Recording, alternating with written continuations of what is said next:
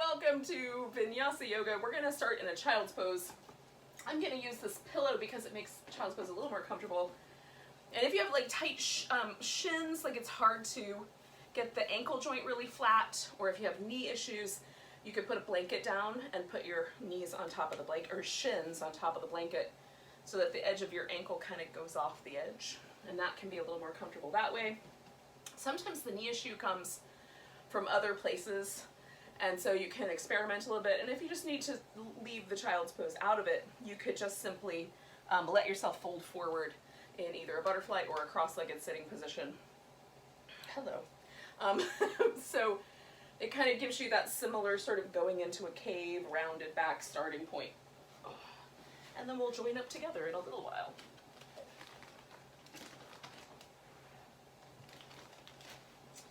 So once you find yourself in a child's pose, we're going to stay a little while. So that's why I like a little bit of comfort.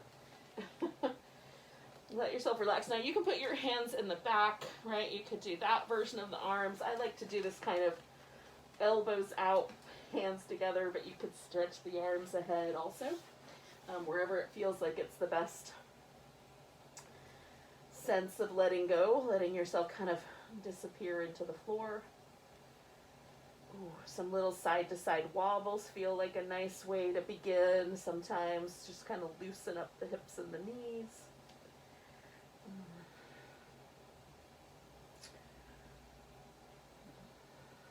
And then this is my favorite pose for noticing the breath. So there's this almost kind of lifted sense at the tippy top of the inhale. And then with the exhale, my body gently relaxes back down into the pose. I'm going to spend some time with that for a bit.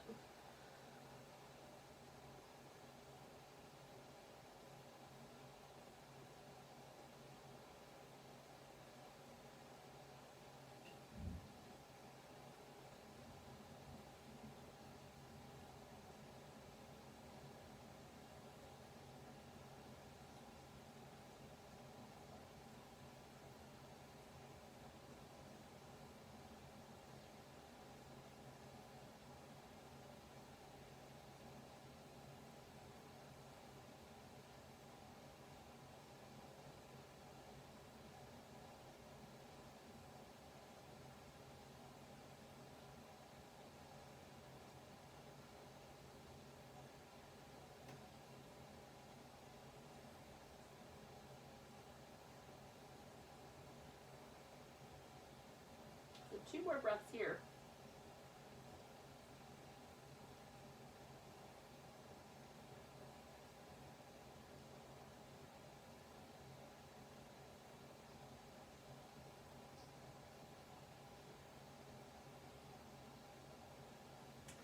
So now I'm going to take this guy out, and I'm going to walk myself all the way over to the left, so my right side is getting a nice big stretch. I like to drop the armpit a little closer to the ground. Ooh, kind of reach out through that right arm. Ooh. Oh, it's nice. Now I'm going to turn this into a twist. So I'm going to come back just a bit, thread that right arm under, and kind of roll my left shoulder backwards towards the right. So I'm using my left hand to kind of find that pressure in my shoulder that feels just right, so I can kind of push backwards. Make sure your head is light. There's not any pressure on your neck. You may have to move, like, just move your hips forward to find the just right spot, or backward.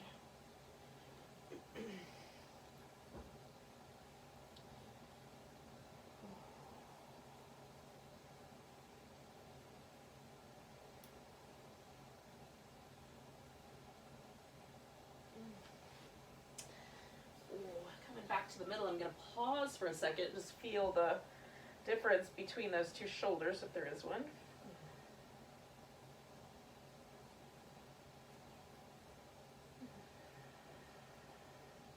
And then wandering over the opposite way, giving myself that similar kind of stretch out through the left arm. So this is the side bending part.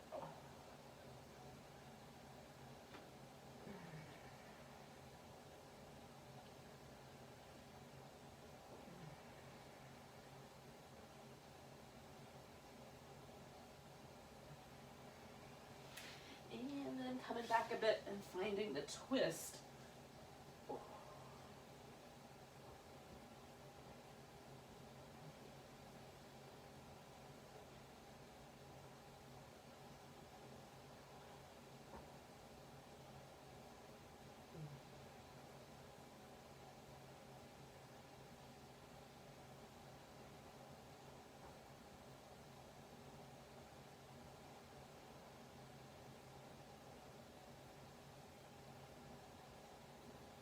Okay, one more breath.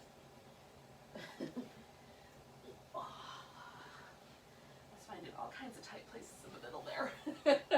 So now we're here just right in the center one more time. Just noticing if there's a difference, and then we're going to come to all fours. Now I'm going to start with my fingers facing forward and do a few rounds of cat that way.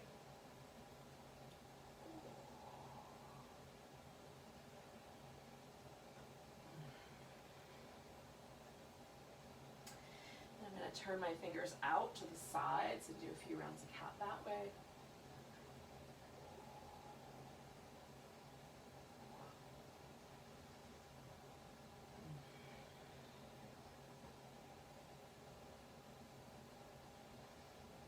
All right, so then I'm going to turn one hand forward and one hand all the way back, so my thumb points to the outside. And I'm going to do a couple rounds of cat on each side. So I've got a little stretch in my wrist.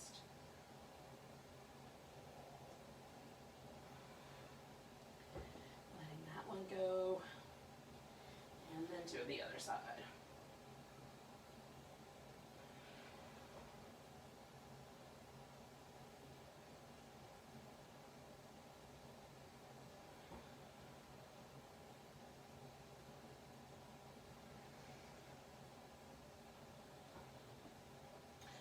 And then coming back to the center for one more round.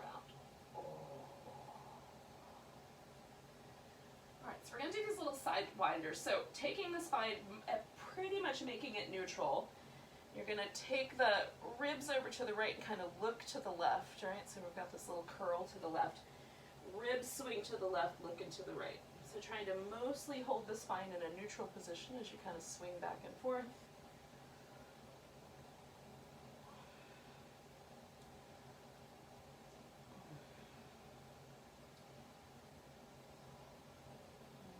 On each side. Good. So then, when you're ready, you can come to a downward facing dog. I forgot to give my mat a spritz, so I'm going to do that first.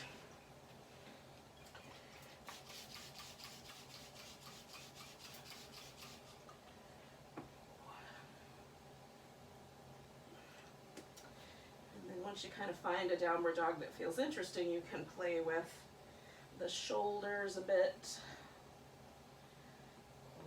Walk the feet up and down a bit. So you stretch out through the calves and the hamstrings and maybe even the glutes, depending on how far up that chain you feel it. Sometimes I can feel it to my armpits.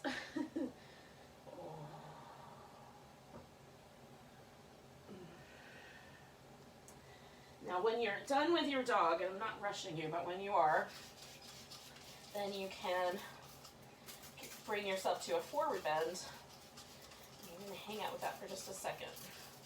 Now, here's the thing.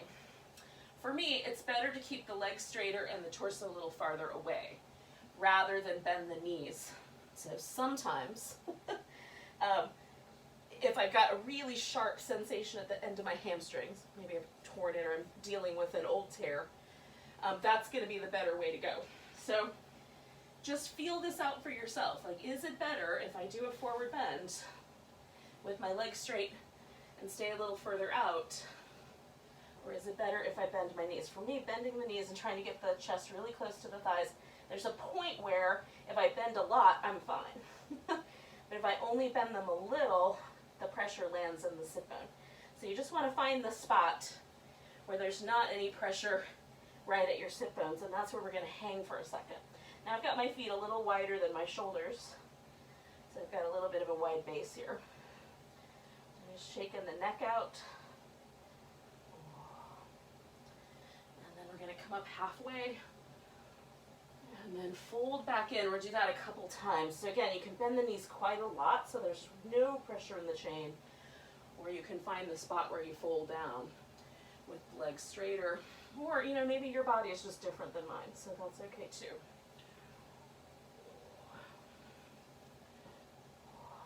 All right. So then we're going to come all the way to standing. Give it a big stretch.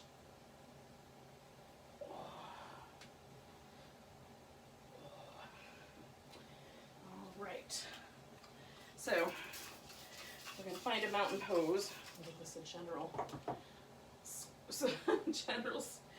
dampening.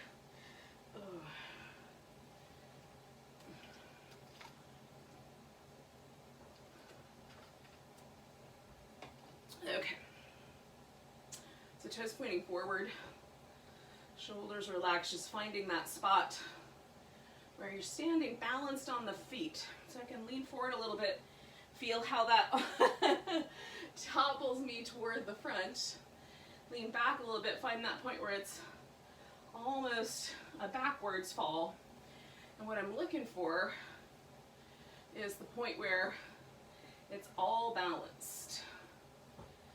So not too much leaning forward, not too much leaning back. So kind of playing with the forward push and the backward push until I find the place where there's neither a forward nor a backward lean. And then spreading the toes out and putting them back down. So I'm trying to make my foot as wide as possible. And being careful about locking out the knees and monitoring the shoulder blades so that they're relaxed. And you can turn your arms out if that's your favorite thing to do. For me, that kind of makes me want to push my breastbone forward, and that's not good. So find your space. I like to hold the pose more with my abs and less with my arms. And notice how this is a simple situation. We're just standing up. But done well or done right or done whatever with a little bit of energy, it's, you know, it's actually a pose. So we're going to try to hold it for about 2 more breaths. Trying to keep that weight balanced perfectly left to right, front to back.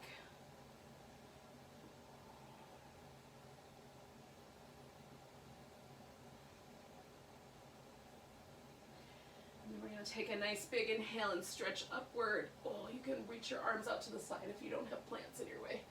Fold forward. Come up again halfway. So at this point the legs might get really, really straight if you've been bending them. Exhale, fold. You're going to step back into down dog. Now, we're going to go from there into a plank. You can do a full plank, or you can modify your plank in one of 2 ways. So you can do a full plank, modify your plank with one leg in the air to make that plank a little more challenging, or you can modify your plank by coming to a lower down, knees to the ground plank. So that's a little bit less torque on your back and your abs. So you can choose the version that's right for you. We're going to hold it for 2 more breaths. Tailbone and navel coming close together. And then we're going to exhale and lower down. You can come into a cobra or an upward dog. And then coming back through the plank and into down dog. When you get there, take your right leg up. We're going to exhale, bring that knee straight down the middle, curl up. Stretch it back. We're going to bring it to the outside left elbow. Stretch it back, or right elbow. Inside left elbow. Sorry about that. Stretch it back, sink into the heel a bit, and maybe work that ankle joint. And then we're going to step this foot forward. Now, we're going to start here with a low lunge.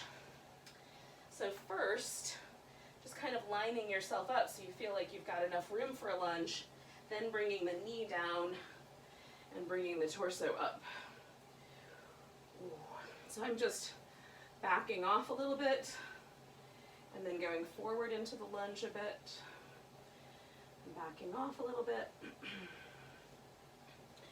moving forward. And then I'm going to try to find the spot right where I feel that lunge beginning, and then deepen it by drawing myself into a bit more of a back bend. Be mindful of the front of the hip.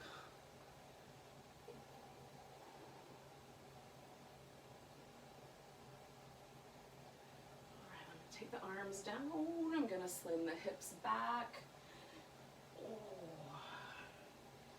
So I'm looking for the spot right where I feel the sensation. You might have to come up a little higher or get down a little lower.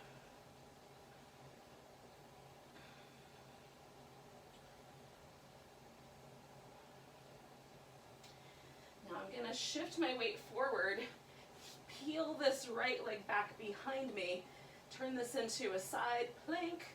If you want, you can straighten out that bottom leg.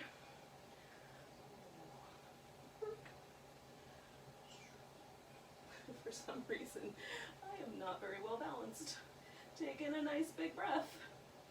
Oh, we're coming back to center. Now, taking that regular plank or modified plank, maybe the left leg's in the air, we're going to hold that.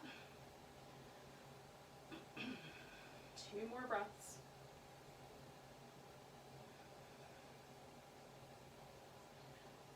And then lowering down, choosing your cobra or your upward dog. Coming back to the plank and then back to downward dog. Left leg goes up, coming straight down the middle. Inhale, come into the outer left elbow, this time for reals. Stretching back. Inside right elbow.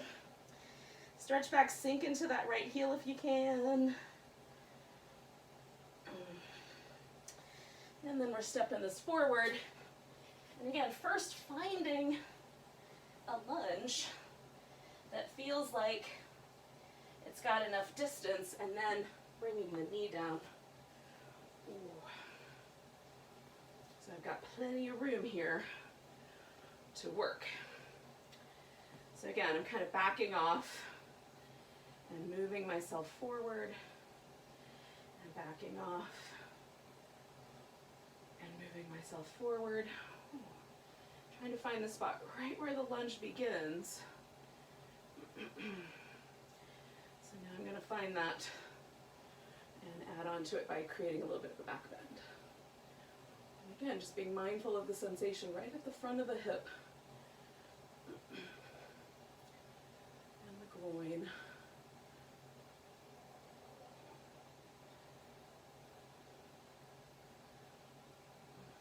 And one more breath. And then taking this through the hamstring stretch.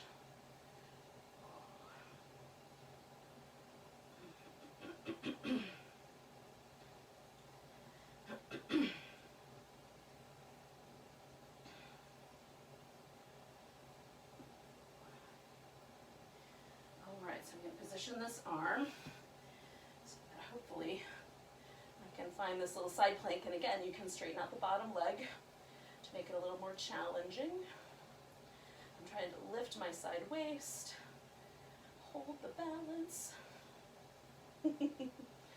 Oh, maybe crash landing as I decided to look at you guys. Taking one more breath.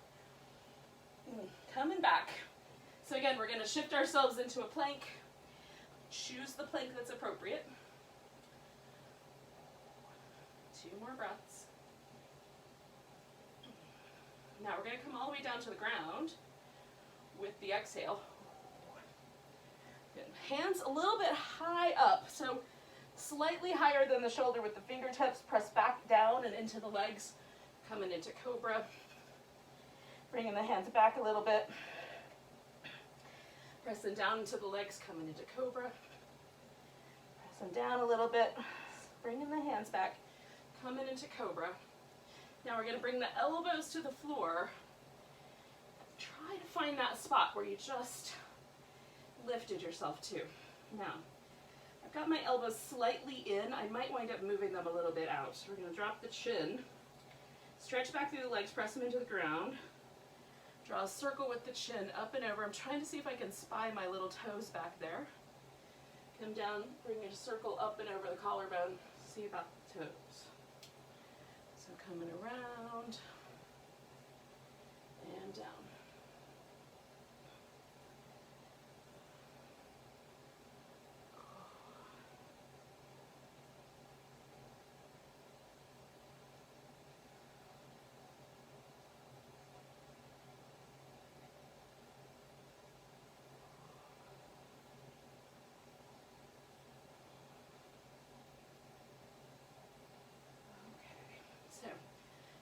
back to the center, I'm gonna scooch myself as far to the right as I can. You might even go off your mat a little bit. Bending the right knee, I'm gonna bring my foot to the ground and come all the way up to meet it. Leaving that right knee up. Now you might be facing the wrong way, so if you need to turn or adjust where your camera or your phone is, whatever you're using, just turn so you can see what's up. So my right knee's in the air. My left leg is all the way straight.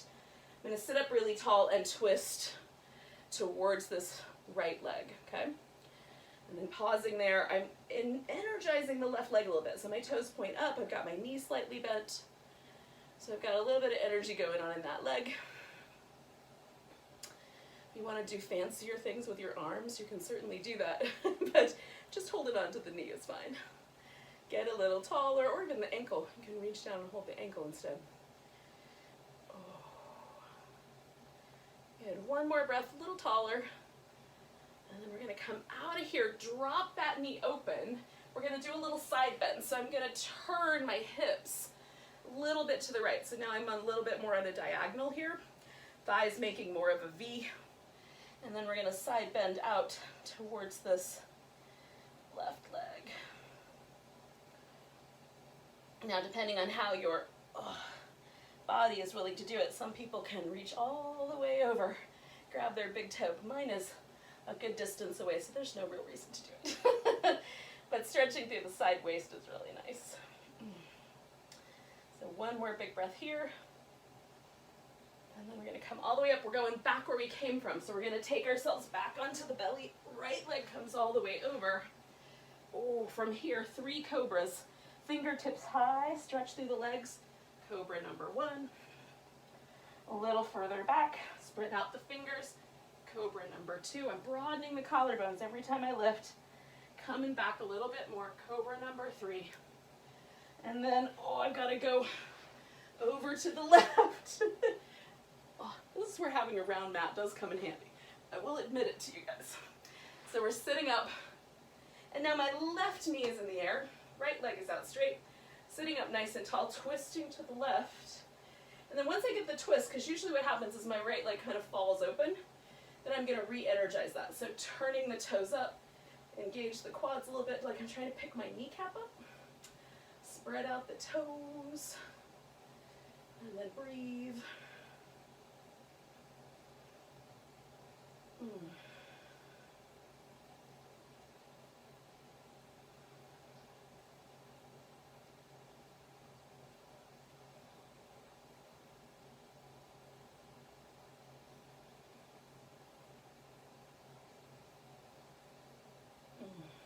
There's a really lovely stretch happening on my shoulder, so I'm getting lost a little bit. I'm going to do one more breath. Oh, kind of liking that, y'all. So we're going to drop that knee open. Turn this a little bit more in the diagonal, so a little more to my left, and then side bending over.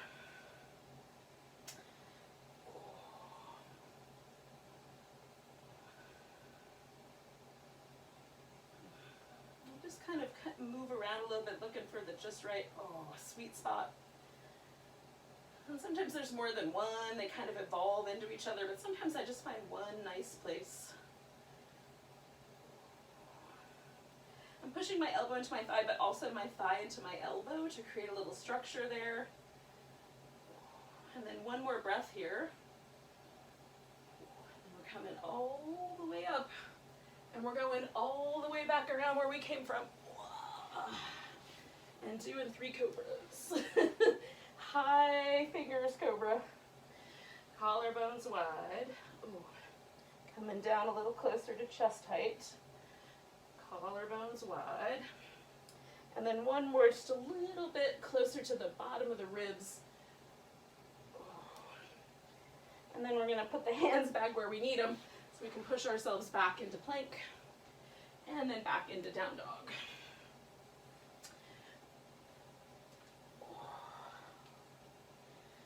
And once you've gotten your down dog, just pause for a moment because maybe down dog is a little bit different than it was before.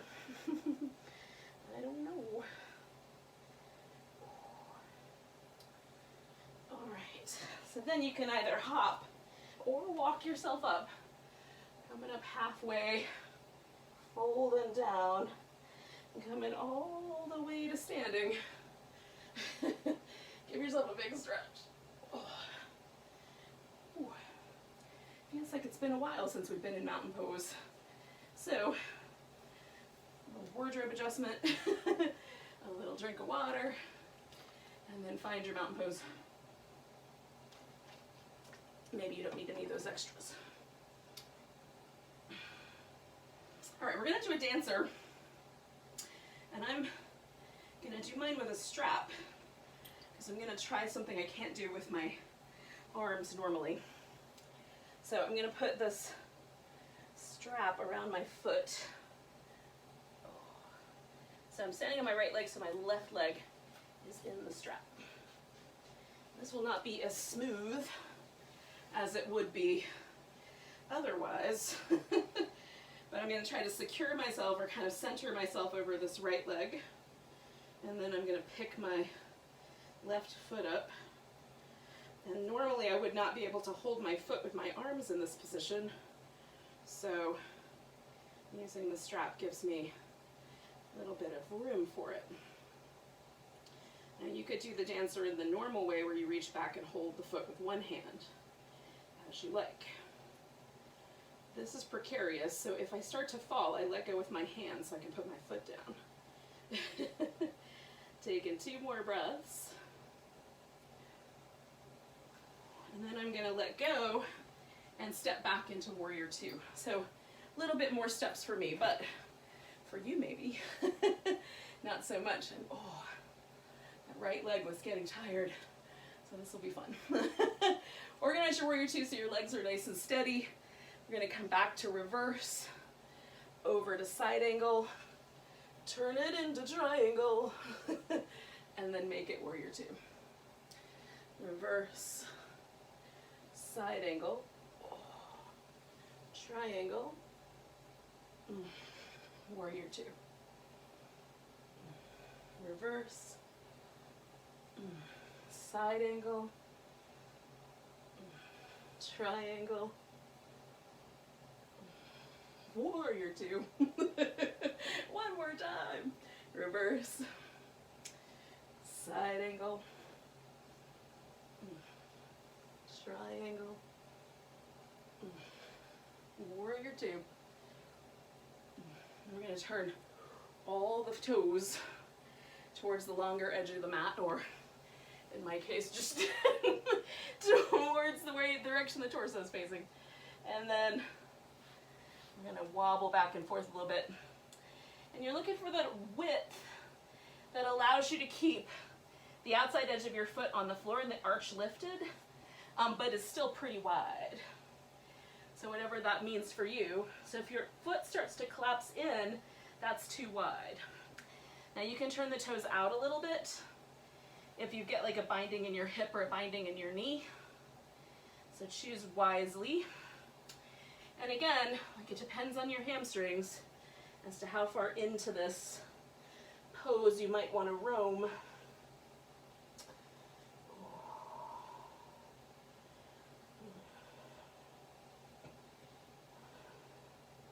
You can certainly stay more upright with your torso.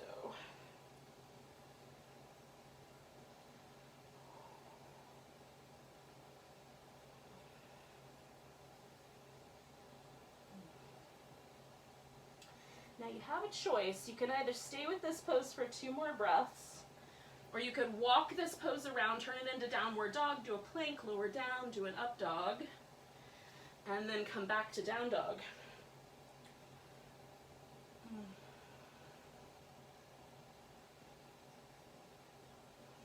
And then all of us are going to make our way to the top of the mat, either by stepping up or jumping up. And coming up halfway. And exhale, fold. And then come all the way to standing. Give yourself a big stretch. And then find a mountain pose. Now we've done a bunch of stuff on one side, but we haven't done the other yet. And can you feel the difference between the two? Ooh, I know I can.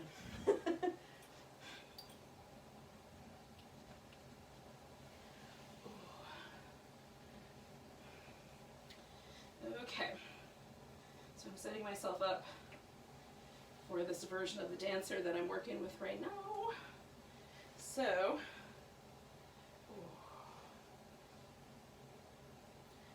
finding your version.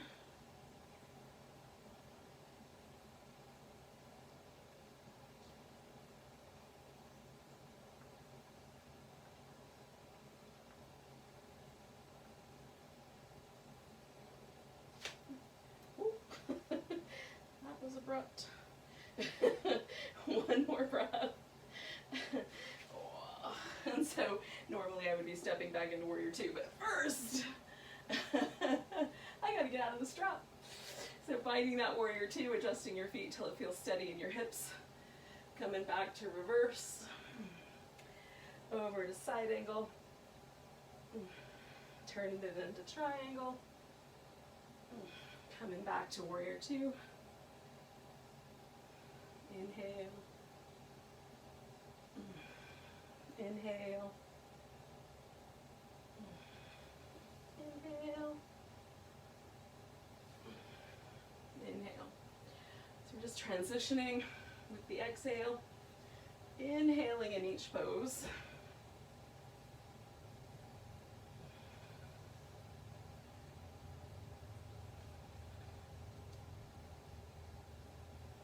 One more time.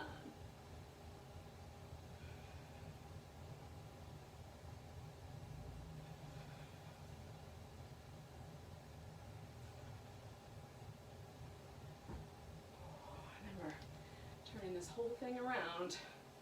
So we're facing the long edge. Ooh. And then one more time, kind of finding your way into a wide angle forward bend that suits you. I'm going to add a little shoulder opener by using my strap to get my arms up over my head a little bit.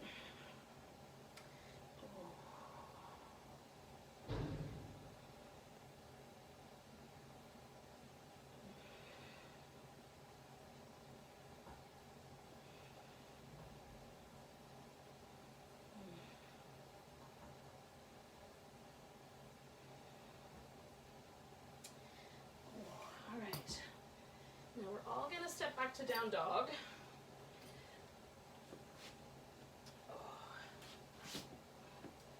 And then, you can pause there for a moment. And then we'll come forward. Now I'm just going to lower down, but if you want to hold your plank for a couple breaths, you can. So we're going to come into a locust variation that's similar to the cobra in that the hands are on the floor. But we're going to slide the hands way back here so that they're really close to the waist. Now when I get here, my palm does not really want to touch the ground, so I'm just pressing my fingertips in. And then we're going to lift, and once I lift, then I can press my palm down into the ground. Draw the elbows back, reach out through the legs. So I've got this nice broad expanse of the chest.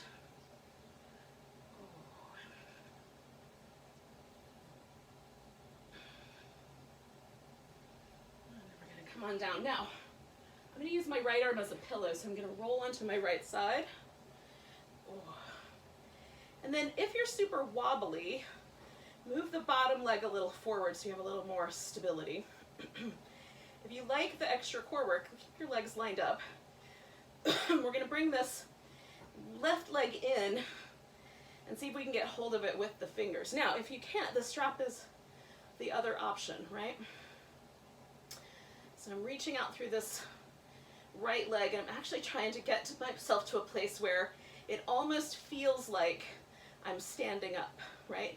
So I'm pressing my right foot to the floor, toes are pointing forward, and I'm flexing at my ankle joint. So I'm sort of memorizing the sensation of trying to hold myself like this if I were standing up. Now standing up with my leg this high is very tricky for me to keep the balance. So the floor is nice. Doing this Vishnu snake couch variation of the Pada Angustasana is nice. So I'm kind of giving myself a chance to do that without gravity pulling me over every second. So I can get this kind of inner thigh hamstring action. So we're going to hold for 2 more breaths.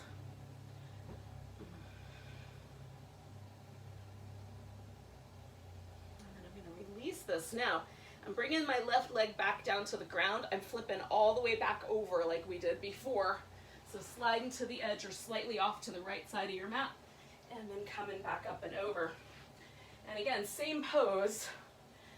And this is the Marichyasana A variation in the Ashtanga system, but just, you know, it's a pose named after a sage from the Middle Ages. How's that? Sit up nice and tall, twist towards that leg. And again, I'm just doing the same variation I did before, but if you're fancy and have really loose hips and knees, the other variation is to take this foot and put it in a lotus position, technically a half lotus, and then you kind of pinch the foot as you twist. But it's super hard on the knees. I don't recommend it. But you know, maybe you need the challenge. I'm not gonna stop you. So I'm gonna take 1 more breath here. And then I'm gonna unwind my twist. Now this time we're gonna do Jani Shirsasana, so we're gonna put the legs a little closer together. Now your foot might be able to come all the way up to your groin. I put mine down a little closer to the knee joint so I have a little more room for my knee to drop. So just play with it. You can have the foot in closer, and then if the knee is up higher, you can put padding under the knee. We're just gonna modify it our way. And then folding in, you might be able to reach out to grab your foot. If the foot isn't there, you can lasso it with a strap. That feels really nice. So what I'm doing, I just put my hands on the ground most of the time, bend this knee a little bit, really lift the kneecap, engage the quads. That helps the hamstrings get the message to let go. And then I'm lengthening through my spine. So I'm not trying to smush myself into my shin. That would round my upper back quite a lot. Now that's a choice. I could make that choice. I'm just not making that choice today. It's hard on my back to do that with pressure. Soft, no worries. But to do that with a lot of energy is a little bit tricky. So this feels way better for me to engage the core and keep the spine long and try to make the whole hinge come from the hips. So 2 more breaths here. I'm just gonna do this so I can dial in the leg muscle a little bit more. And then coming all the way up. We're gonna go all the way back over where we came from. Come back to our friend the locust. Now if you would rather reach your arms back behind you and do that variation, you can do that. So lift it into locust. This lets me really work my shoulder blades and my collarbones against the floor as I kind of press my hands backwards.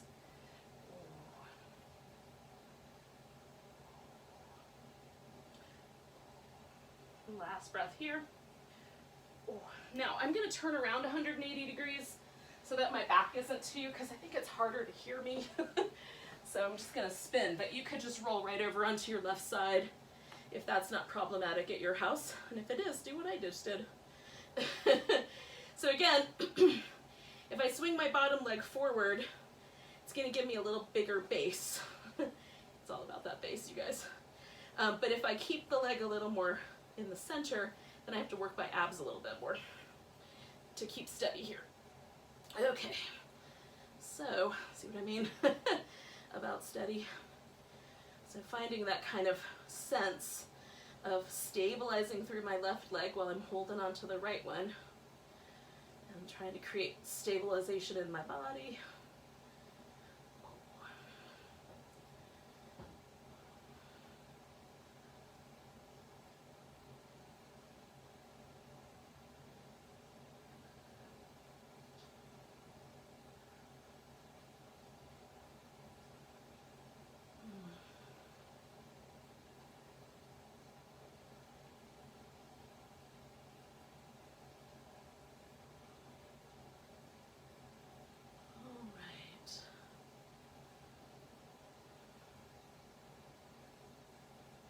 I'm going to do 2 more breaths.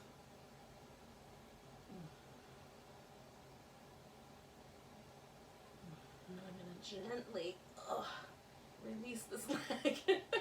And we're doing the same thing we did before, right? So we're coming all the way up. So I'm going to take my left leg, bring it all the way around, and sit up toward it. Fiddle it around so that hopefully I stay on your screen. This is one of the downsides to my shenanigans. is that I have to stay in a little box. Sit up tall, we're twisting towards that left leg. Oh. And again, I'm kind of dialing in this right leg. Oh, nice deep breaths, yogis.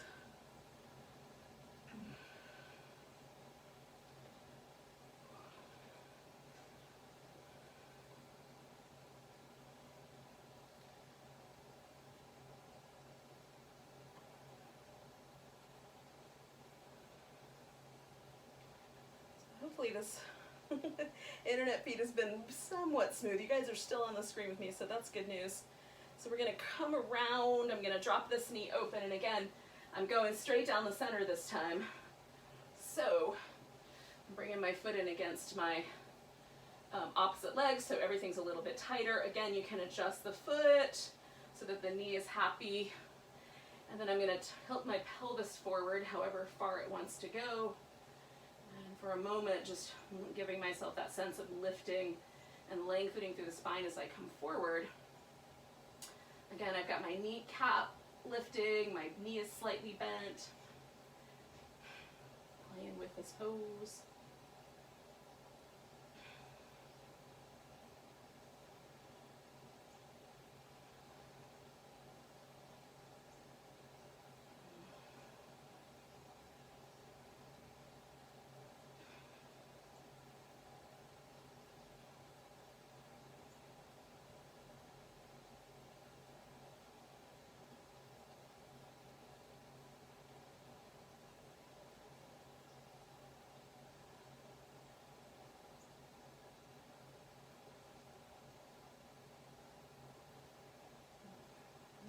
Breath here.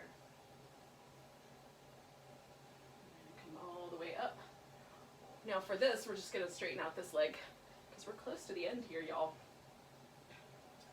So I'm going to turn towards you because that makes the most sense. All right, now you get to pick.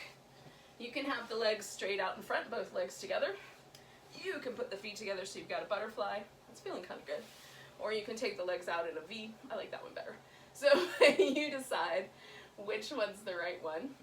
Again, I'm going to do this with a little bit more energy. So my toes pointing up, knees slightly bent, pelvis leaning forward, trying to kind of find the just right place. And you can keep that length in your spine. Now, not everybody's pelvis will move forward in this pose. Actually, this is one of the trickier poses for that because some of us genetically, as soon as the legs go wide, the pelvis gets pushed backwards by the bones, the bone at the femur joint, femur acetabular joint. So, in any case, if you are inclined to lean forward in this, then this will be a pose you like. And if you're not, you probably picked a different pose. It's tricky. So now I'm going to let everything get really soft. And for a few breaths, I'm going to let myself round in the upper back. And this is a soft rounding, so I'm not pulling myself forward like that.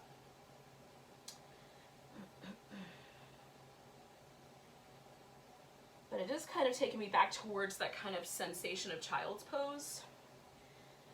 So I get that sense of a lift and then a sense of a kind of drop in with the breath. And that's what I like about it.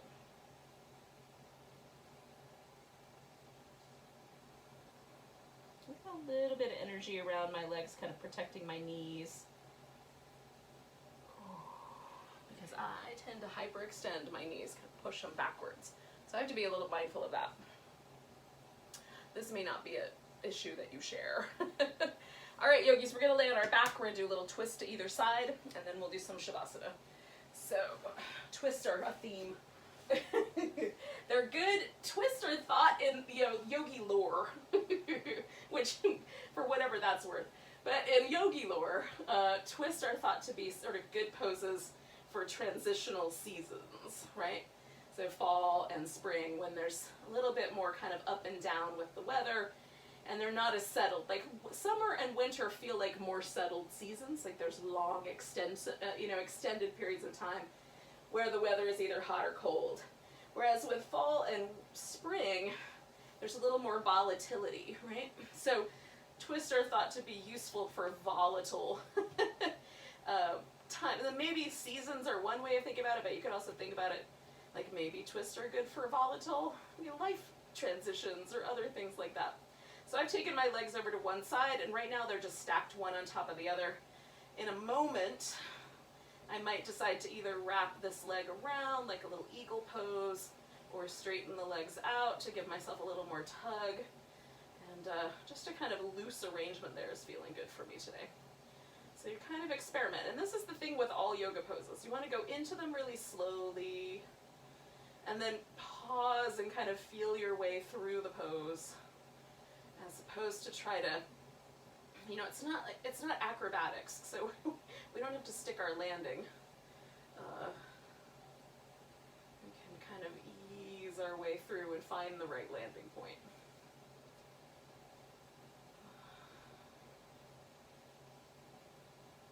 This is my favorite twist of all the twists. I love the one where you get to lay on your back. Okay, so coming back to the middle when you're ready, I'm going to do these little wide foot windshield wipers because they feel so nice.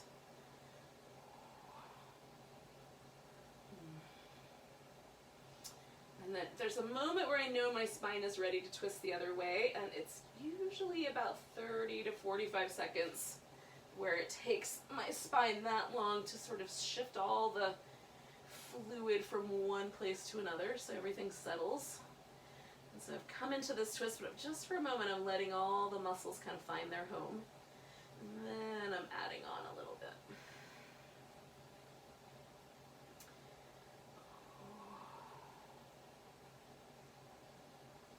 And then if I realize I added on too much, I could just back off. And if I want to go a little further, I can go a little further, but just kind of slowly, incrementally working your way towards more sensation, rather than going all the way to 10 and then blowing your amp.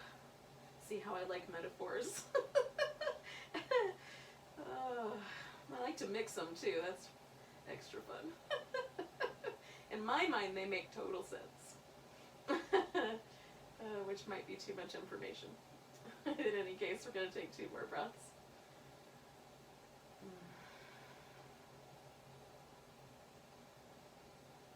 And then we're coming back to the center. Now,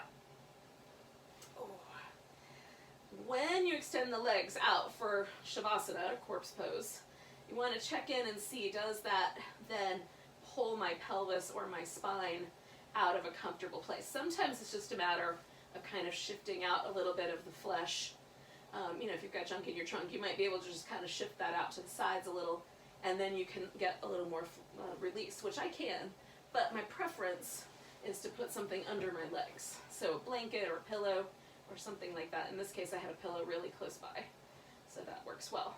So what happens then is my thigh is slightly elevated. It comes in at the hip at an angle, taking the pressure completely out of the hip flexors, and now my spine just assumes a very natural and relaxed place, which lets everything else relax. So if we've got these big hip flexors, which are fight or flight muscles, because it's the big muscle here and the little muscle in our butt that lets us walk on 2 legs.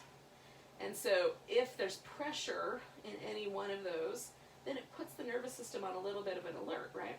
Because that's our escape system. So this is Candy's extrapolation of medical data, not necessarily to be confused with any actual medical data, but this is my take on it. So when I let go there, right, what happens then is there's an immediate sense of relaxing in my body. So there's no longer any pressure on my torso or on my spine. And sometimes a little pillow under the head works really nicely as well to kind of align the neck just right. So you can make the neck is similar. There's a lot of nerves that come out of the back of the brain there. Really important nerve pathways. And so allowing the head and neck to adjust well. So the spine is completely neutral. Then the rest of the body will relax. And I can help it along by letting my eyes get softer and a little kinder. And letting my mouth relax a little bit so the teeth are slightly open and the lips are really soft.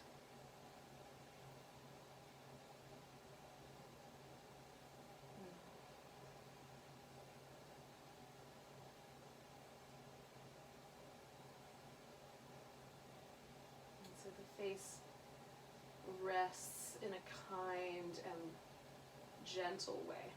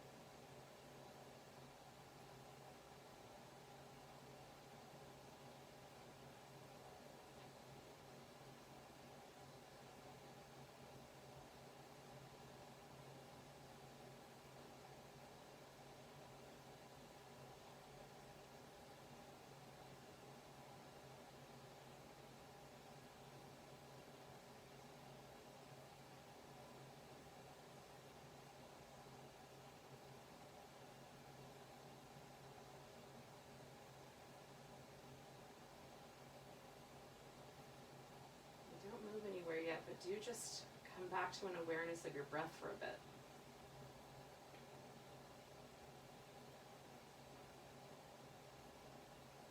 Notice how far the body responds to the breath as you inhale,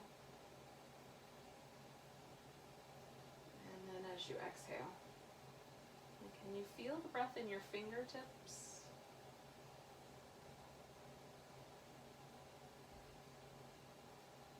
What about the legs? Can you feel the breath in the legs?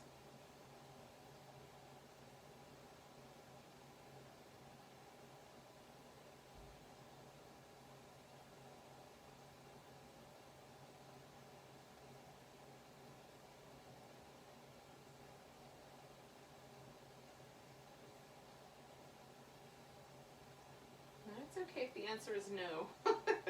But we're going to pretend or imagine that we can feel it all the way down to the tiptoes. So we're going to take a breath so deep that it feels like we would have enough to touch our tiptoes. Then let it go with a big sigh. And then wiggle your fingers and toes. And wrist and ankles. Oh, it feels good. And then spread out your hands and feet. And give everything a little wiggle again, and then stretch your whole body. I like to give myself a little hug and a back massage. It's good to hug your favorite yogi every day. And the way this works, you've kind of got to be your own favorite yogi. Everyone else's second favorite yogi. Oh, it's been a while since I've done that joke. All right, I still I'm delighted by it, but I'm easy mark. So we're gonna take a nice big breath together. Big inhale. And a big deep sigh. Namaste, yogis. Thank you so much for joining me for a little vinyasa in the morning.